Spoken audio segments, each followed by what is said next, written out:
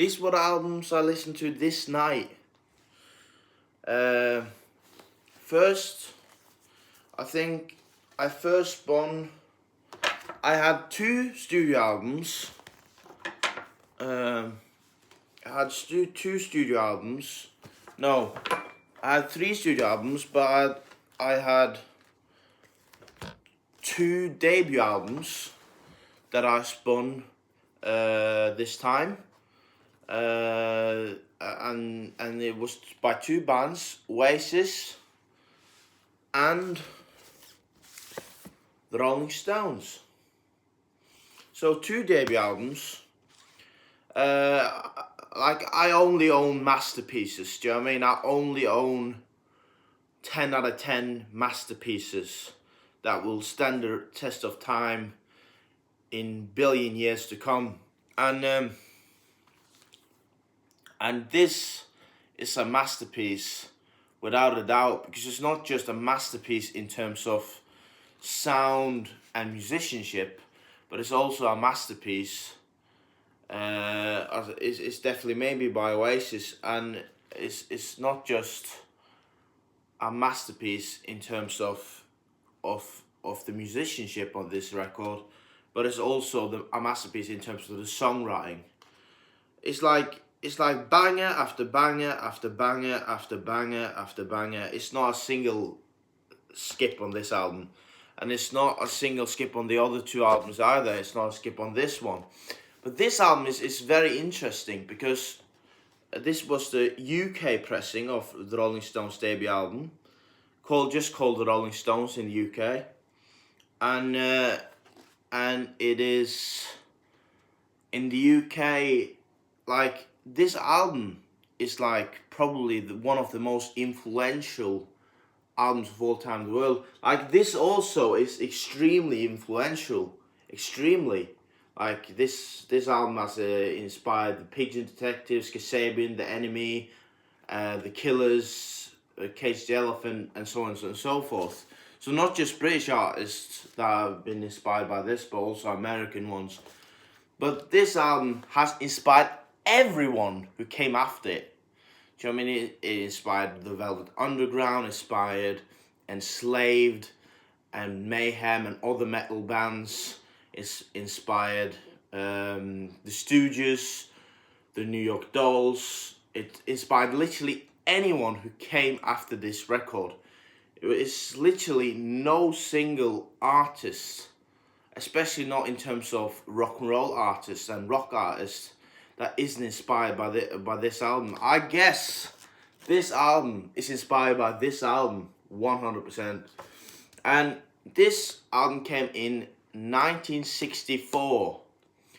So this is the oldest of the three. And the oldest debut album, which I listened to today. It's a fantastic debut album. And even though it's not many self-written songs on this, it's just so the thing that make this album such a great album is the musicianship on it, like the sound and the performance. So this is fantastic. So yeah, it's a wonderful, beautiful album. And then I first listened to definitely maybe by Oasis, then I listened to Folklore by Taylor Swift, and then I listened to the Rolling Stones debut album as the last one. And Folklore by Taylor Swift is, in my opinion, the greatest album of all time in the world. It doesn't exist a single Taylor Swift album that isn't at least a 13 out of 10 masterpiece, except her newest one, The Life of a Showgirl, which I'm not the biggest fan of. But I think every other Taylor Swift album is either 13 out of 10, it's either a 13 out of 10 masterpiece or more. Like, the only album in her discography that isn't a 13 out of 10 masterpiece, or even better than that, is The Life of a Showgirl, which doesn't even categorize as a masterpiece. But literally every other album by Taylor Swift is a masterpiece, and this is the best one. So if I were gonna to rank, and I have ranked all the greatest albums of all time in the world, all the Taylor Swift albums would be at all the Taylor Swift albums will like the only type of artist that would have albums in the top 10 is Taylor Swift, and also Lewis Capaldi with one album, but every other album is Taylor Swift, and this is the best one. So therefore, this is the greatest album of all time in the world. This album, this songwriting on this, like the fantastic thing about this album is the songwriting is in the center. It's not that much. It's not that much about the production or anything like that. Like, production is kind of irrelevant compared to the songwriting. Songwriting is in the center. It's not so much. It's not very flashy and that. Do you know what I mean? Like in Lover and 1989, it's very songwriting centered, and it reminds me when I'm driving in this region in Norway called Sogn with beautiful fjords and tall mountains. It's very, very the same type of vibe and feeling and spirit as this album. It's basically what this album is all about. You can at least feel like that.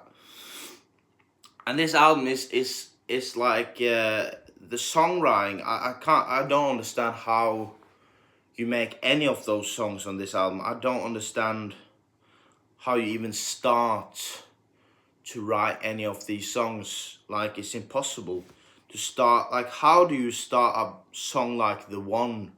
Like, how you like, it's impossible to come up and even start writing a song like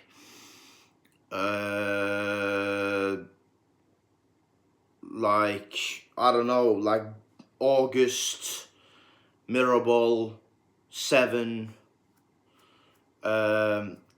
Cardigan. Like, it doesn't exist a single, like, on the other two albums by those bands I just mentioned that I listened to today. All the albums on those albums is also all masterpiece songs. Every song on those albums, but this one is a masterpiece on, like, every song on this album on Folklore by Taylor Swift is a masterpiece on a whole new level. It's like, how the hell do you write a song like The Last Great American Dynasty? I don't understand how that's possible. I don't understand how that's physically possible for a mind, a brain to come up with a melody and groove. I don't understand how it's even doable and possible, and how the hell do you start a song like that, and how do you start a song like Mirrorball, August, Betty, and I used to don't like Mad Woman. Even back in the day when I thought this was the greatest album of all time in the world, Mad Woman has always been like a kind of this song on the album that I had a bit difficulty with, because it's such a fuck you to men, right? And I'm not a man, but I'm a male, and it kind of hit me, and I feel kind of guilty, and that kind of affected the song. It kind of destroyed the song experience a bit for me. It made me a bit angry because I feel so hit. Do you know what I mean? Because it's feel attacked. Do you know what I mean? So that, even though it's a great song, I used to think, it was just too heavy. Do you know what I mean? I thought, I didn't know how to. It made me stressed. Do you know what I mean? It kind of, I don't know exactly. I don't know the real reason why I didn't like that song, even though now I love it. Now I think that song is 999 trillion 999 duotrigintillion out of 10. Yeah, it's just fantastic. It's not a single skip on this album. So it's the best Taylor Swift album, and it's the best album of all time in the world. So, hope you like this video. This is inspired by this YouTuber called Christian Shires. She's fantastic, and hope you watch her videos. She's just awesome. She posts this on YouTube Shorts. Bye.